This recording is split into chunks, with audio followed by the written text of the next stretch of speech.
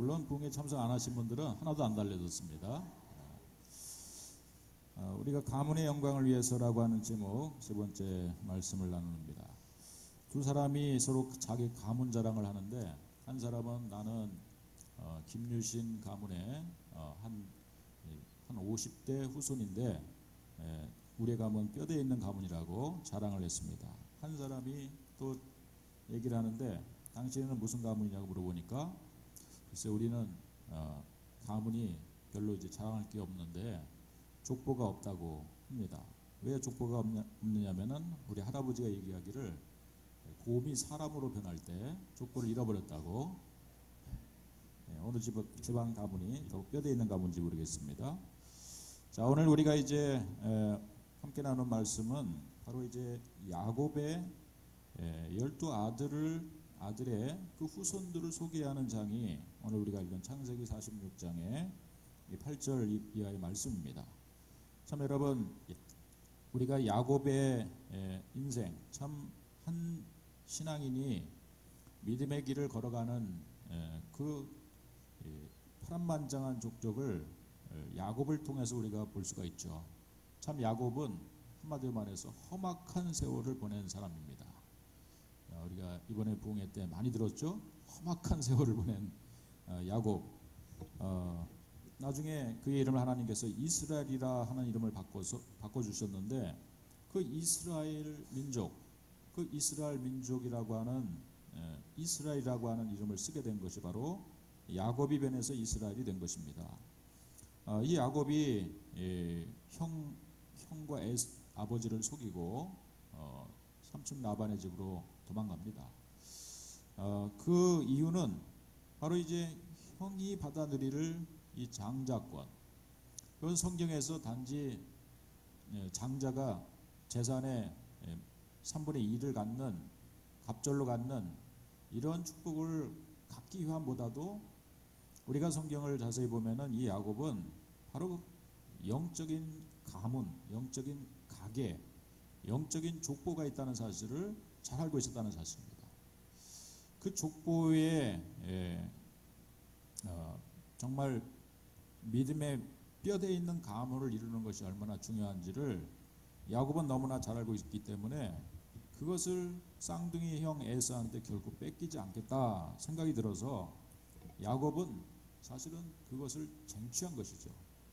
참 여러분, 우리의 신앙의 삶은 참 물론 하나님의 은혜로 우리가 구원받은 하나님의 택함받은 백성이 되고 하나님의 전적인 은혜로 살아가는 것이지만은, 그러나 믿음의 당사자인 우리에게 있어서는 하나님의 주신 은혜, 하나님의 주신 복을, 그것을 내 것으로 삼으려고 하는, 바로 천국은 침노하는 자의 것이라고, 세례 요한 때부터 천국은 침노를 당한다고 예수님이 말씀하시고, 바로 그 천국의 축복은 침노하는 자의 것이라고, 빼앗는 자의 것이라고 예수님이 말씀하신 대로 우리는 바로 열려진 하늘의 문을 통해서 내려진 이 복을, 그릇을 준비하고 또 떨어진 만나를 내 것으로 삼기 위해서 열심히 죽고 하는 이러한 노력이, 이런 열심이, 신앙의 열정이 우리 가운데 필요한 줄로 믿습니다.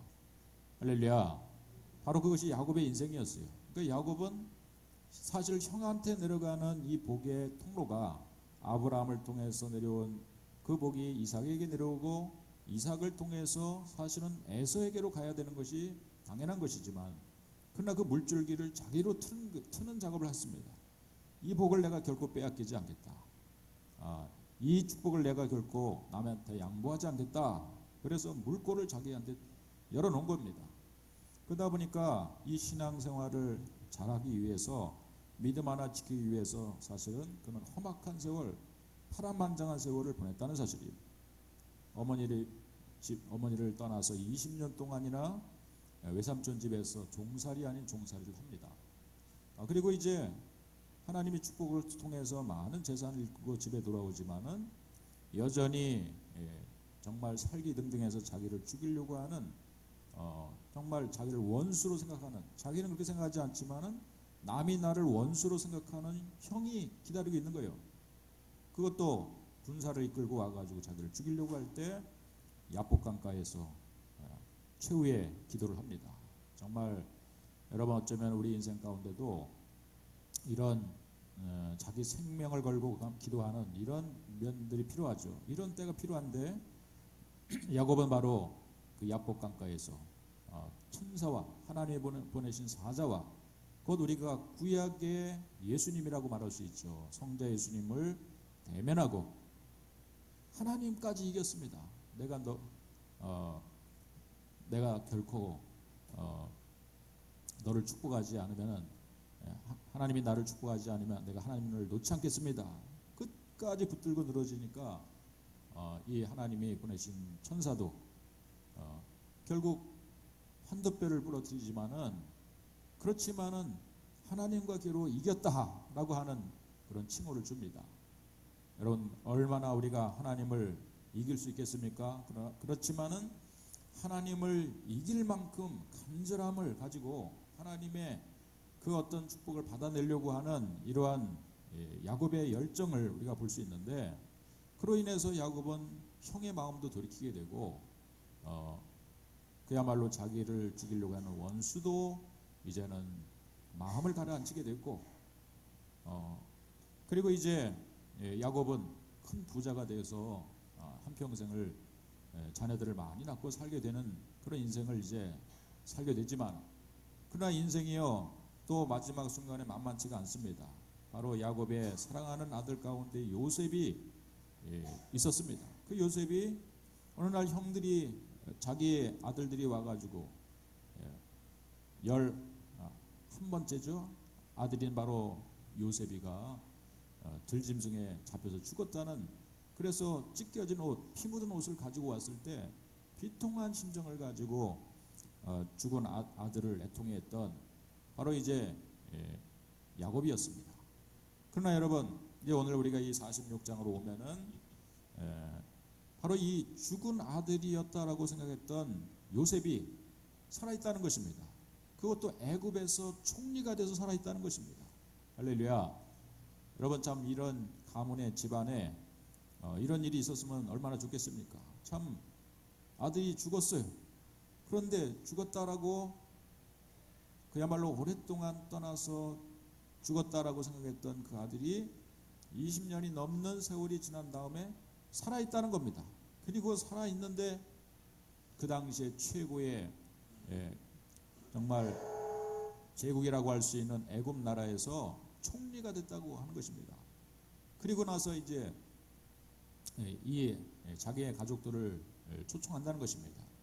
미국에 쉽게 말하면 미국에서 아직도 살아있고 미국에서 총리가 됐는데 거기서 지금 이스라엘 나라 지금 살고 있는 이 부엘세바라고 하는 곳에 큰 가뭄이 와서 가족들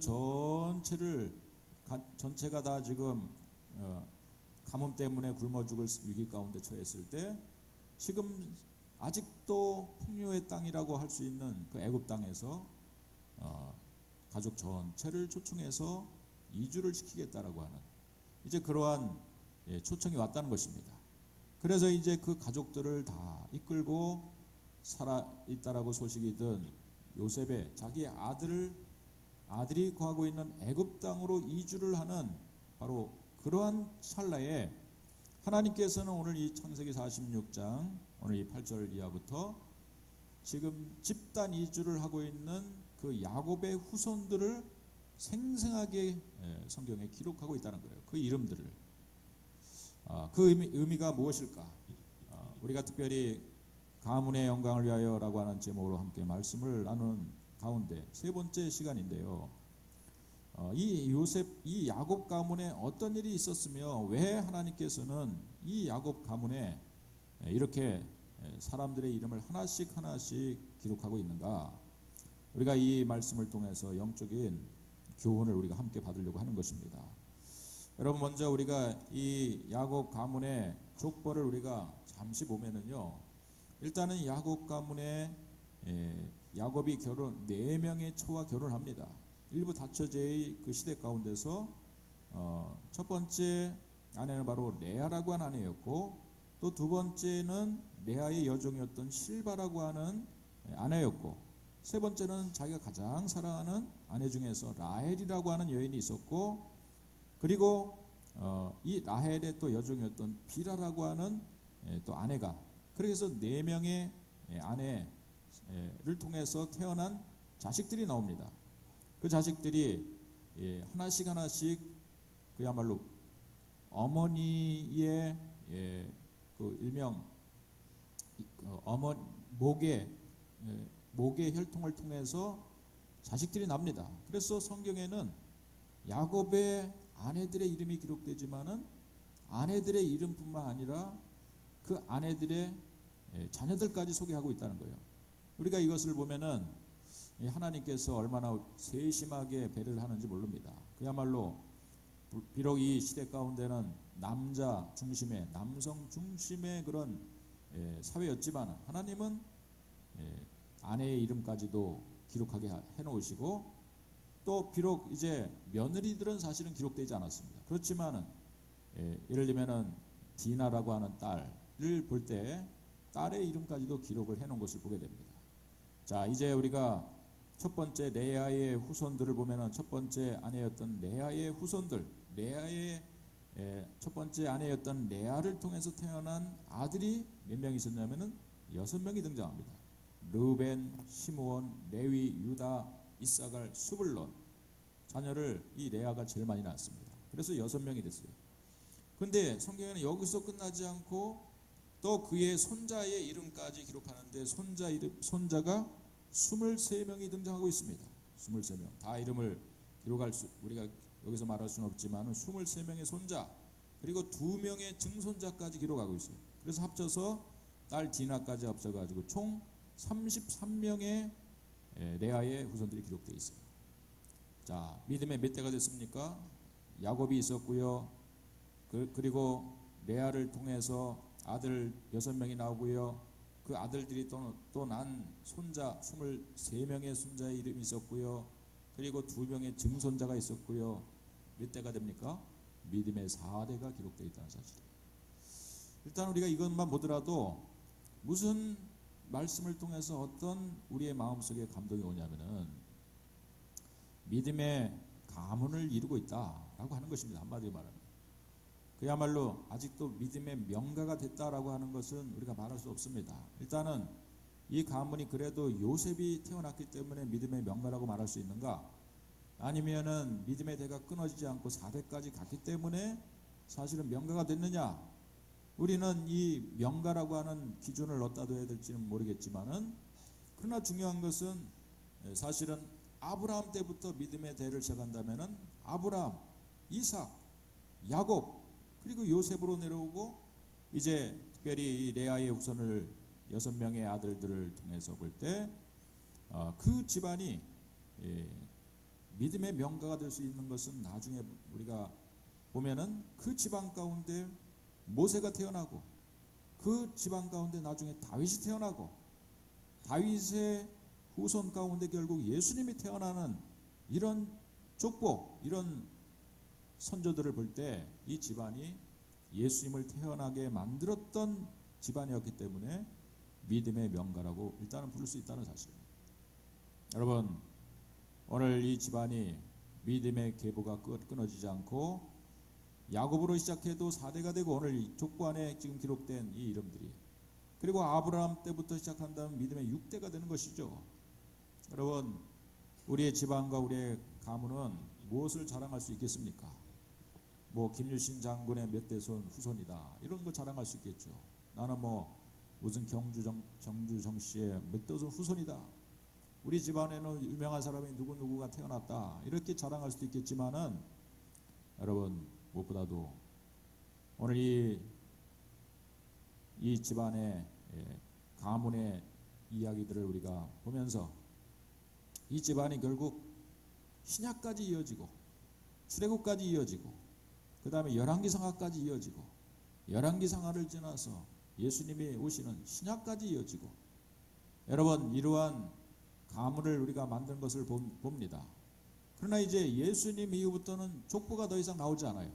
예수님 이후부터는 창세부터 시작해가지고 신약까지 이어지는 족보가 성경의 곳곳마다 성경에 사건들이 발생하고 어떤 사건들이 생길 때마다 역사의 대전환점이 생기는 순간에 항상 성경은 족보를 기록하고 있다는 사실입니다.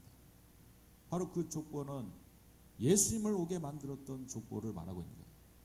예수님이 태어나게 만들었던 족보를 말하기 위해서 중간중간에 다시 한번 그 이름들을 거명하면서 예수님을 오게 만들었던 그 육신의 선조들을 성경에는 기록하고 있는 거예요.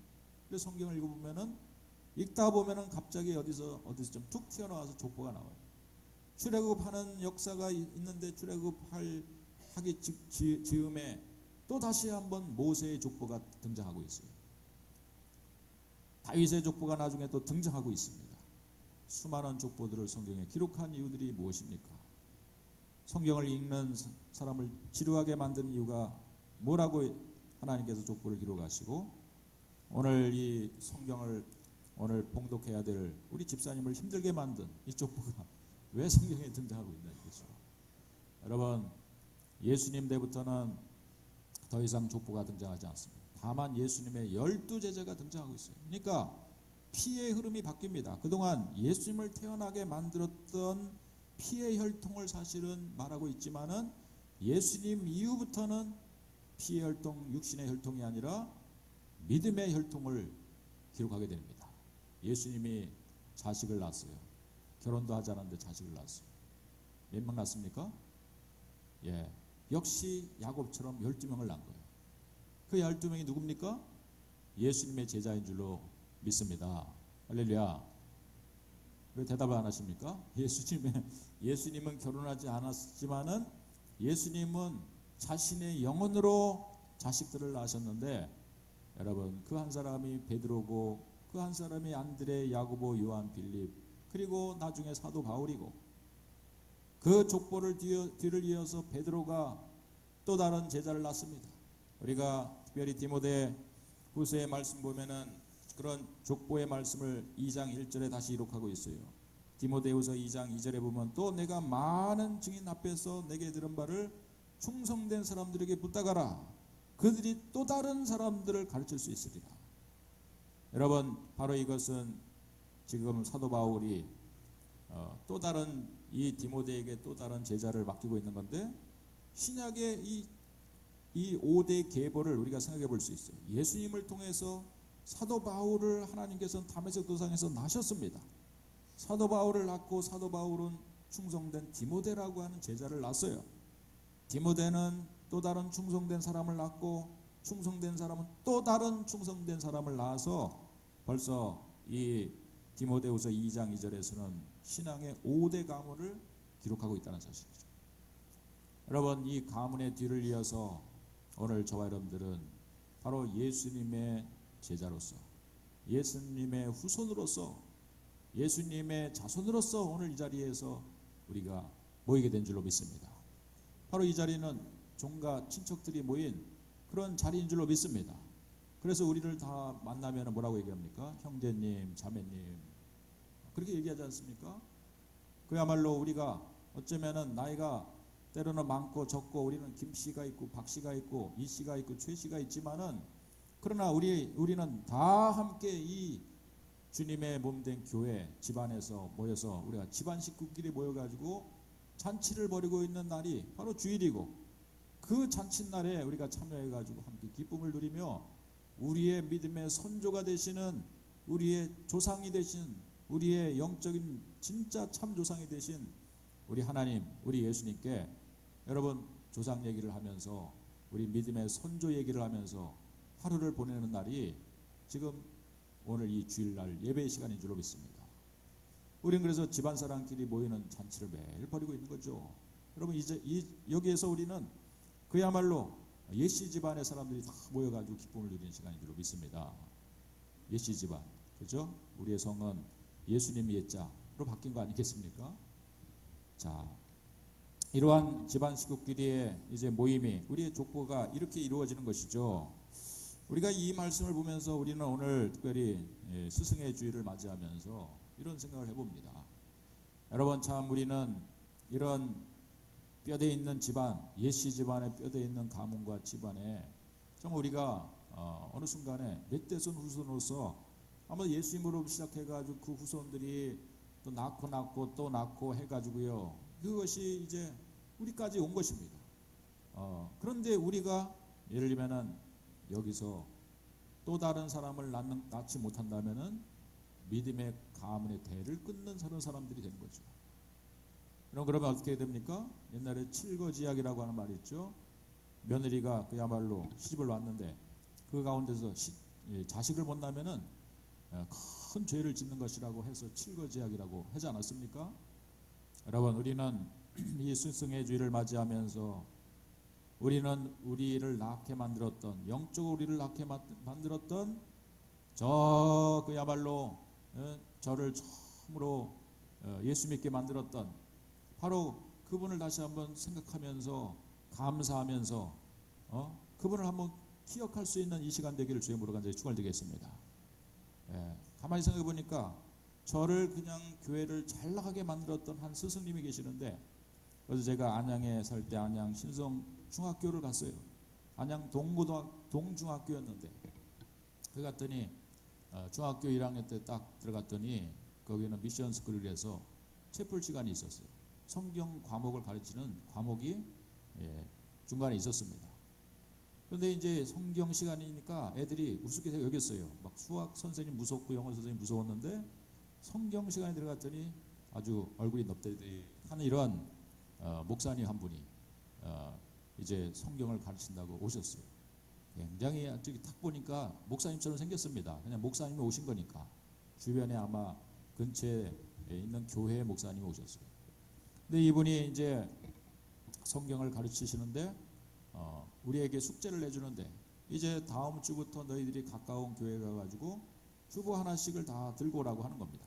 그래가지고요 우리는 그 얘기를 아주 우습게 알았습니다. 목사님이 하는 얘기니까. 선생님 말씀도 안 듣는데 목사님 얘기를 내가 들을 소냐. 사람 애들이 전체가 한 명도 주보를 안 가져 나왔어요. 근데 목사님이 갑자기 화를 내시면서 한 줄로 다 쓰라는 겁니다. 안 가져온 사람. 그들이 고개를 45도로 딱 돌리라고 하는 겁니다. 그랬더니 이 목사님이 귀싸대기를 한 대씩 그냥 안 가져오면 해가지고 한 대씩 맞고 나가 떨어졌어요.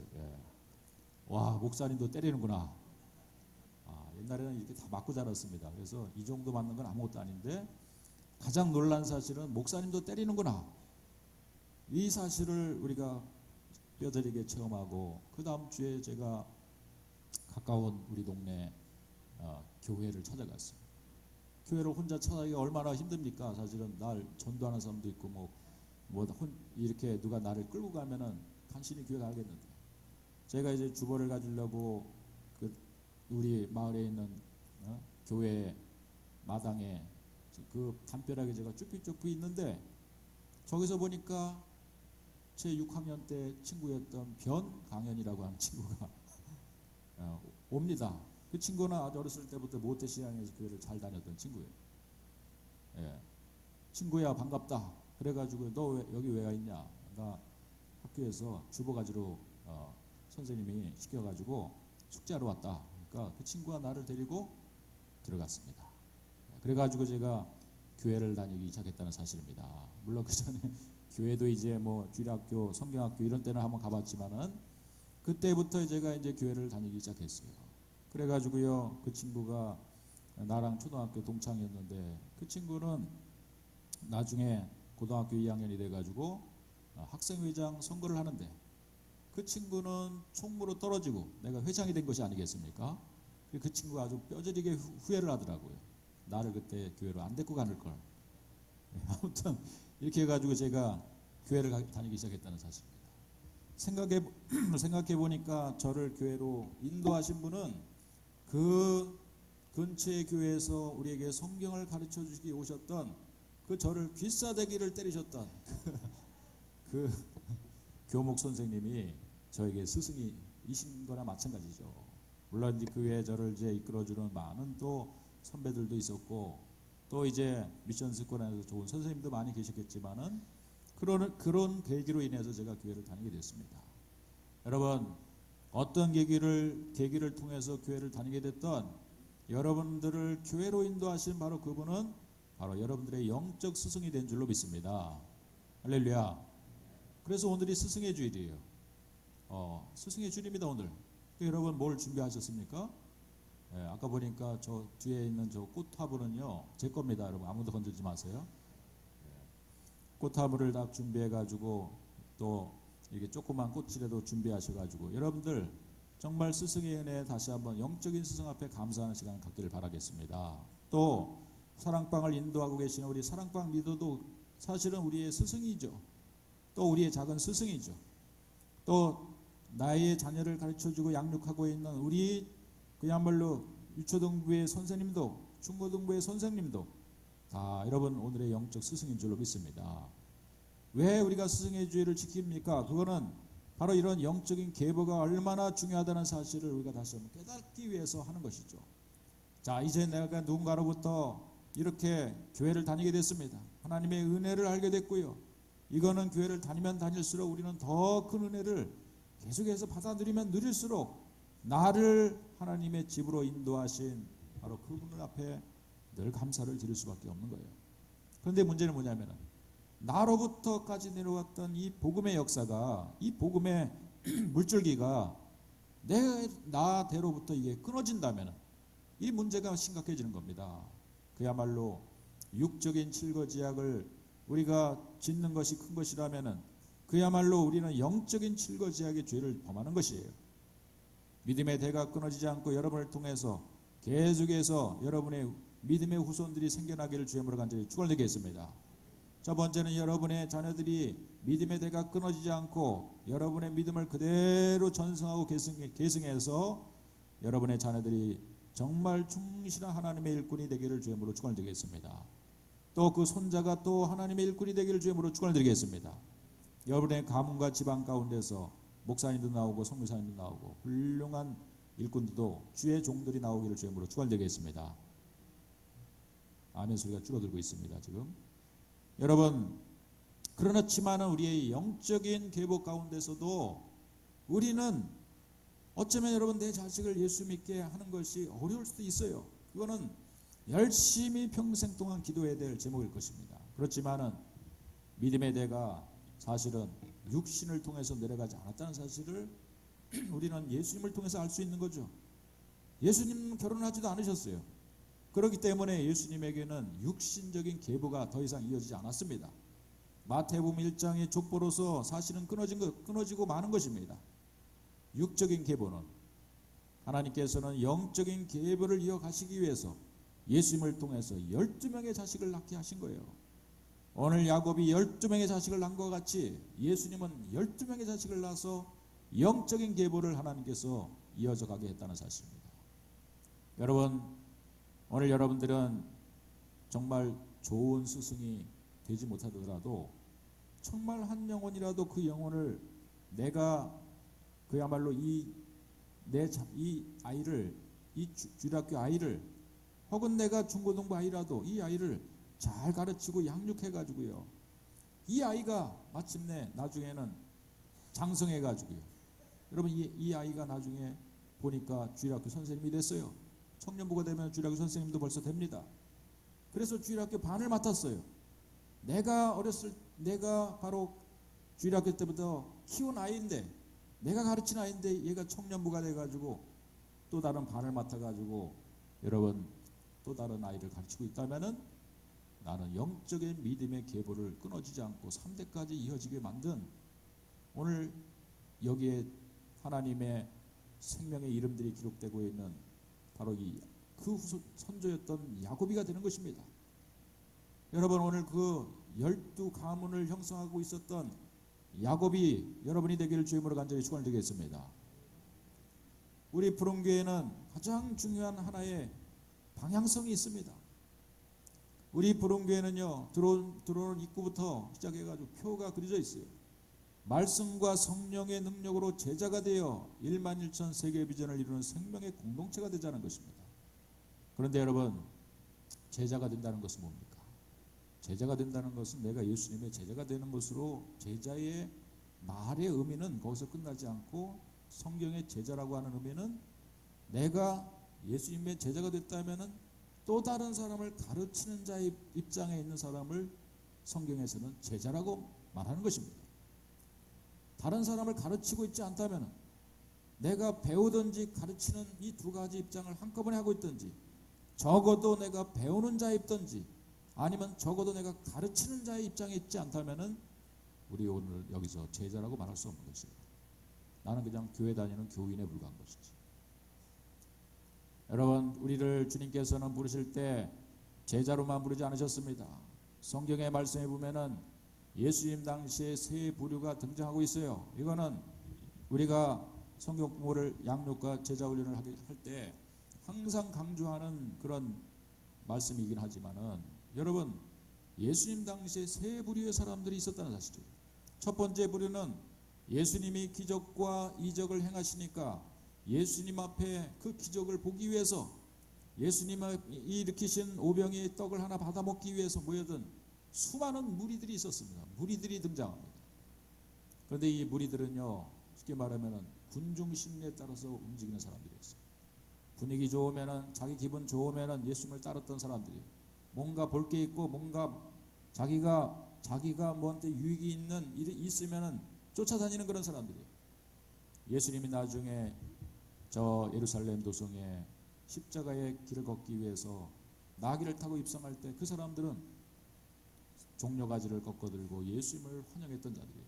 이제 저 예수님이 예루살렘 성으로 왕처럼 입성하셔서 로마의 압제 밑에 있었던 이 이스라엘을 구원하시고 우리를 가난에서 해방해 줄 것이다 라고 믿는 그러한 정치적인 액션을 취하면서 종려가지를 꺾어들고 예수님을 환영했던 자들, 여러분, 그 자리들이 무리들이었다는 사실이에요. 무리.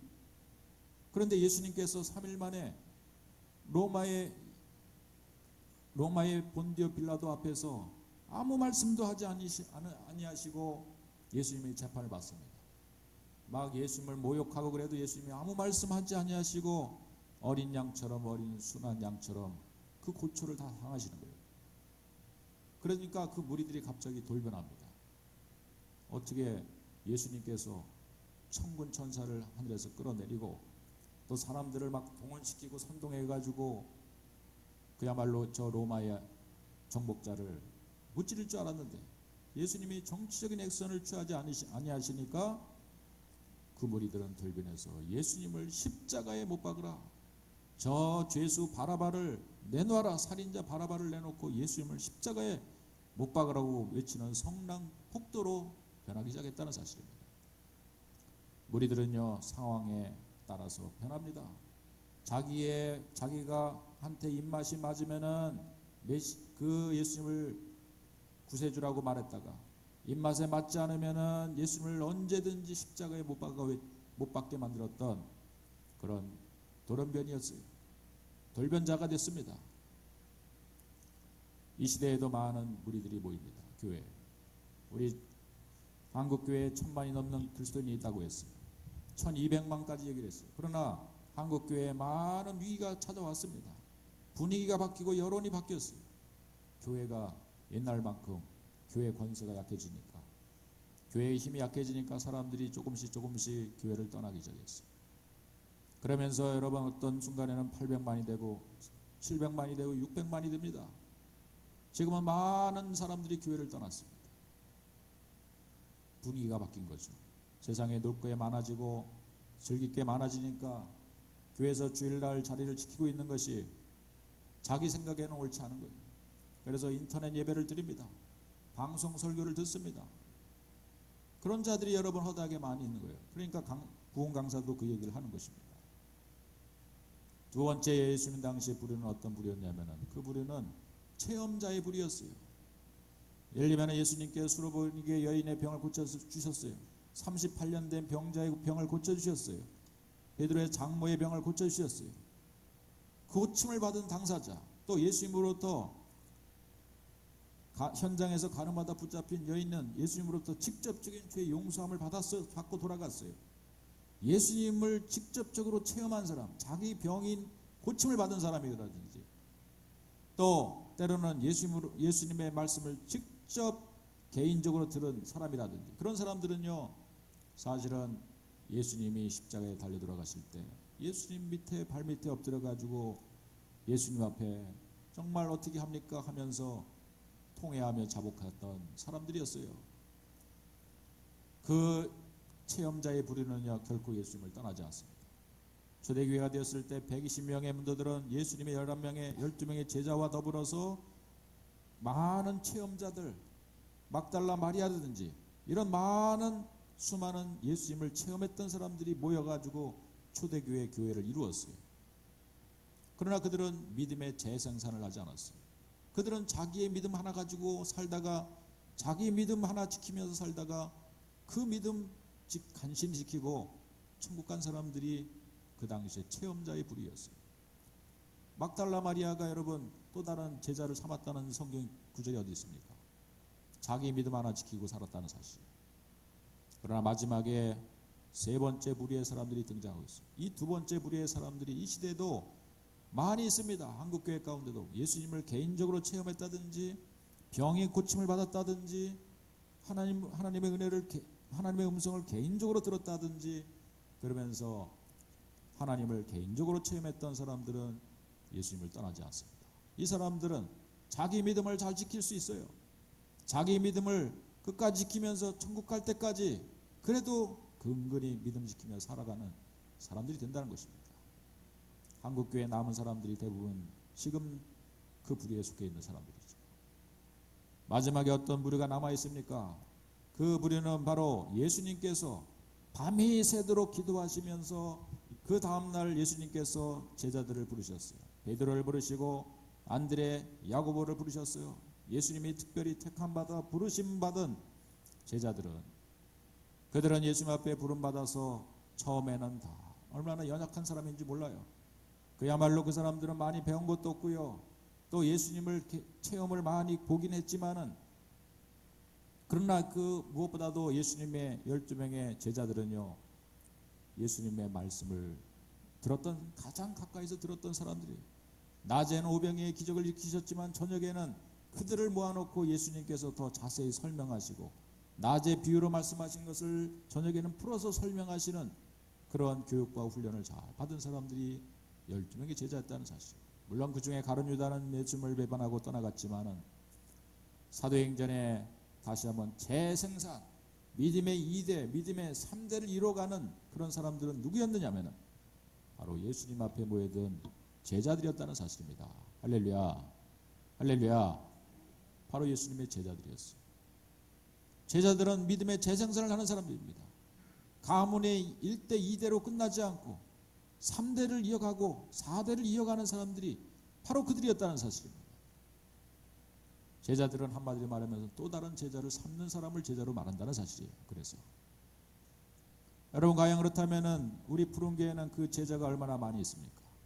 또 다른 사람의 믿음의 계보를 여기서 내 대로 끝나지 않고 나를 통해서 또 다른 사람을 제자로 만들고 그 사람이 또 다른 제자를 이어가는 그런 사람들이 얼마나 되느냐. 우리 푸른교회는 그 제자가 얼마나 있느냐 이 말입니다. 여러분 우리 교회는 많은 무리들이 모이는 것을 목표로 하지 않습니다. 물론 교회가 많은 사람들이 모여서 나중에 잘 훈련시키면은 그 사람이 또 제자가 되겠지만은 그러나 많은 무리들이 모인 교회 밀물처럼 몰려왔다가 교회에 문제가 생기면은 썰물처럼 그야말로 쓸려가는 그런 사람. 교회도 종류도 여러 가지가 있다고 하죠. 일명 콩자루 교회와 그리고 메주콩 교회가 있다고 합니다. 참 여러분 이거는 제자 훈련을 할 때 꼭 들었던 말씀이죠. 일단 첫 번째는 무슨 교회냐면은 콩자루 교회입니다. 여러분 옛날에 큰 이만한 자루에다가 콩을 잔뜩 이제 까만 콩이든 메주콩이든 담아놨어요. 그래서 이 콩자루를 메고 가다가 콩자루를 놓쳤어요. 그랬더니 이 콩자루가 바닥에 떨어지면서 촤 하고 흩어져 버립니다. 이게 무슨 교회라고요? 콩자루 교회라고 합니다. 이 콩자루 교회. 한국 교회에 콩자루 교회가 얼마나 많은지 몰라요. 콩자루 교회는 그야말로 문제가 생기면 그야말로 부흥 강사님이 가끔 거론하는 그런 교회들 얘기를 들어보면 교회가 건실해서 건축까지 하고 사람들이 많이 건축을 하니까 교인들이 더 많이 모여서 교회가 됐어요. 수백 명대 교회가 1000명대가 넘는 교회로 성장했다고 합니다. 그러나 믿음의 이대로 넘어가고 목회자가 바뀌고 그런 순간에 교회 안에 문제가 생겨요. 리더십의 문제가 생길 수 있고 또 어떤 재정적인 문제가 생길 수 있어요. 그렇다면 문제가 생길 때 사람들은 더 그 문제를 헤쳐나가야 되는데 그런 문제가 생기고 나면은 교회는 마치 콩자루에 자루를 떨어뜨린 것 같이 교회가 쫙 하고 흩어져 가지고요 풍지박산이 되는 교회가 한두 개가 아니라는 것입니다. 그 교회는 대부분 무리들이 모인 교회였어요. 무리들이. 그러나 또 한 종류의 교회가 있습니다. 그 교회는 무슨 교회라고요? 메주콩 교회라고 하는 것입니다. 이 메주콩이 씌워진 겁니다. 콩은 콩인데 그 콩이 가마솥에서 그냥 끓여진 거예요. 하나님의 은혜로 끓여지고 성령의 능력으로 끊어진 거예요. 끓여진 거예요. 제자 훈련과 양육을 통해서 끓여진 것입니다.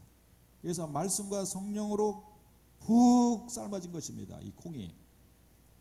이거를 자루에다 넣습니다. 그런데 어쩌다가 자루가 놓쳐서 떨어지게 됐어요. 그러나 씌워진 공은요 푹 삶아진 공은 흩어지지 않습니다.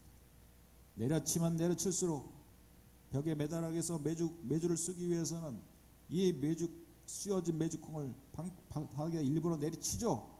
그래가지고 많은 벽돌같이 만들어가지고 여러분 새끼줄에 매달아 놓는 것이 아니겠습니까? 이 매주콩은 그야말로 내리치면 내리칠수록 씌워진 콩은 내리치면 내려줄수록 더 단단해진다는 얘기입니다. 환난과 고난이 찾아오면은요 교회가 무슨 문제 없는 교회가 없죠. 문제가 생기면은 그 교회는 그 문제로 인해서 오히려 더 단단해지고 하나가 되고 더 합심해서 기도하게 되고 그래서 이 교회가 세상을 이기는 권세 있는 교회가 되더란 얘기죠. 할렐루야. 우리는 매주 콩과 같은 교회가 콩자루 같은 교회가 되겠습니까? 매주 콩 같은 교회가 되겠습니까? 할렐루야. 네? 푸른 교회는 매주 콩과 같은 교회가 되길 주의 이름으로 간절히 축원드리겠습니다. 그러기 위해서는 쉬어져야 돼. 그야말로 끓여져야 됩니다. 가마솥에 넣고 푹 삶아져야 되는 거예요. 말씀과 그래서 성령의 능력으로 제자가 된다는 사실입니다. 씌워지는 불은요 말씀과 성령이죠. 이번 3일 동안의 나흘 동안의 부흥회 속에서 우리 푸른교회 성도님들은 말씀으로 푹 씌워진 줄로 믿습니다. 할렐루야. 가끔 씌워지기 싫어가지고 가마솥에서 탈출하는 사람도 가끔 있었어요. 저도 얼마나 나흘 동안 힘든지 엉덩이 뼈가 다 아프더라고요. 하도 앉아가지고 듣다 보니까. 여러분 그렇지만은 말씀으로 푹 씌워지니까 그냥 눈만 감으면은 이제 목사님 생각이 납니다. 목사님의 말씀이 생각이 나고 눈 감으면은 험악한 세월을 보내셨네요. 그러면서 들려지는 말씀이 들려집니다. 여러분 우리는 말씀과 성령으로 푹 씌워져 가지고요 다시 한번 매주 콩처럼 단단해지는 우리 푸른교회가 되어야 될 줄로 믿습니다. 또 우리 한국교회가 그렇게 되어야 될 줄로 믿습니다. 결국에는 제자라고 하는 것은 또 다른 사람을 제자로 삼는 것입니다. 오늘 이 야곱의 가문들을 하나님께서 일일이 거명하신 이유가 바로 거기 있는 줄로 믿습니다. 야곱의 가문 속에서 보면은 그 안에는요 사실은 못마땅한 사람도 많이 등장해요. 첫 번째는 죄인들이 등장합니다. 여러분 오늘 이 말씀에 보면은 이미 죄로 인해서 심판을 받은 사람들의 얘기도 등장하는데 12절의 말씀 보면은 유다의 아들 곧 엘과 오난과 셀라와 베레스와 셀란이 엘과 오난은 가나안 땅에서 죽었고 베레스의 아들은 헤스론과 하몰이라. 여러분 엘과 오난이 창세기 38장에 보면은 극심한 죄로 인해서 하나님의 심판을 받아서 이미 죽은 사람들의 이름이 기록돼요. 그렇다면 죽은 사람도 하나님의 족보에 기록되는가? 죄로 인해서 심판받은 사람도 기록되는가? 사실은 여러분 죄인이지만 우리가 그동안 이 죄의 영향성이 우리의 집안과 가문까지 미쳐진다는 사실을 여러 번 함께 나누었지만은 그렇지만 이 집안이 야곱이라고 하는 한 믿음의 사람을 통해서 그의 후손들이 믿음의 후손들이 형성되다 보니까 그야말로 이 죄인들이 한두 명 있었습니다. 죄를 지은 사람들이 있었습니다. 그런데 그 죄를 하나님께서 경감시킨 것을 보게 돼요. 물론 이 사람이 천국 가는지 지옥 가는지 우리는 그것까지 모릅니다. 그렇지만은 하나님 나라의 이 족보를 기록하면서, 특별히 야곱의 족보를 기록하면서 죄로 인해서 일찍 심판을 받아 죽은 오난과 엘이라고 하는 그러한 후손들까지도 성경에 기록하고 있는 이 내용을 볼 때, 여러분, 어떤 경우에는 우리가 예수 믿는 사람들 한 사람 한 사람이, 첫 번째는 하나님의 생명책에 그 이름들이 다 기록되고 있는 거예요. 여러분, 우리의 지구상의 인구가 한 72억 명이 넘어간다고 하죠. 그런데 아담 때부터 지금까지 살아온 사람들의 그 명수를 생각하면은 이거는 수천억 명도 더 되는 것입니다. 여러분, 우리가 우리 할아버지, 고조 할아버지 이름 다 기억합니까? 벌써 4대로 들어가면은 한 100년 전에 살았던 사람들, 유명한 사람 말고는 우리가 사람들 이름을 기억할 수가 없어요. 그러나 여러분, 이 창세기 46장에 기록된 바로 이 이름들은요, 지금의 역사로 따지면 4,000년 전에 기록된 사람들의 이름이에요. 하나님이 이 이름들을 기억하신다는 의미인 줄로 믿습니다. 우리는 다 잊어먹었지만은 하나님께서 사람의 이름, 사람의 그 한 사람의 그 지나왔던 삶의 발자취, 이런 것은 결코 하나님이 잊지 않으시고 성경에 기록해 놓으셨어요. 아까 말씀드렸죠. 역사가 한 획을 다시 한번 이 구약 가운데 구속사의 역사가 한 번씩 바뀔 때마다, 예를 들면은 이스라엘 백성들이 출애굽을 할 당시 함께 출애굽을 한 사람들, 나중에 가나안 땅에 들어간 사람들의 이름까지도, 그 후손까지도, 명수까지도 성경에 또 다시 기록합니다. 하나님이 기억하신다는 것을 말씀하고 있는 줄로 믿습니다. 2016년도를 살고 있는 우리들, 내가 한 인생을 살다가 언젠가는 죽을 거예요. 내 자식의 자식, 아마 내 손자까지는 내 이름을 기억할지 몰라요. 고손자, 증손자가 되면 과연 내 이름을 기억할까요? 아무도 기억하지 않을 것입니다.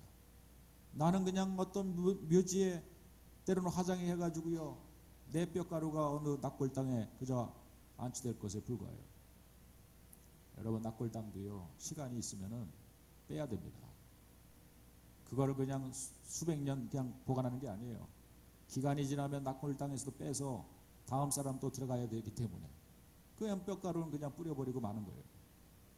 나를 기억할 사람이 이 땅에서 얼마나 될까요? 하나님이 우리들의 이름을 기억하신다는 것을 믿으시길 주님으로 축원드리겠습니다. 택함 받은 하나님의 백성들을 잊지 않으시겠다라고 하는 하나님의 약속이 오늘 이 야곱의 후손들의 이름을 하나씩 기록한 이유인 줄로 믿어요. 이름조차 우리는 부르기 힘들어요. 우리나라 사람들의 이름이 아니기 때문에.